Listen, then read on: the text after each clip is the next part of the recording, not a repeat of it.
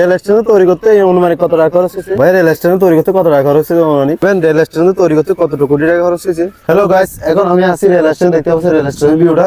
আর মানুষের থেকে জিজ্ঞেস করবো এটা তৈরি করতে কত টাকা খরচ হয়েছে, দেখি উত্তরটা কে কে পারে। আমি নিজেও জানি না, মানুষের থেকে এমনি জিজ্ঞেস করবো, দেখি মানুষের রিয়াকশন কেমন।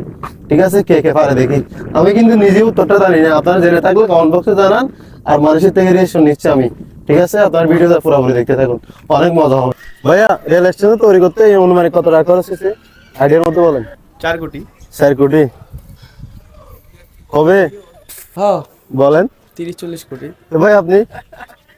4-5 হাজার কোটি তো হবেই। 5,000 কোটি।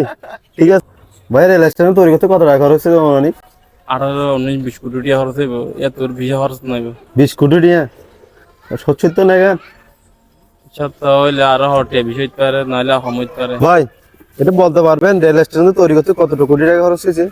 এটা তৈরি করতে তো এরকম রেল স্টেশন তো সারা বাংলাদেশে আর কোথাও না। এটা মিনিমাম 1,000 কোটি টাকা তো খরচ হবে। আইডিয়াটা ঠিক? হ্যাঁ, হতে পারে।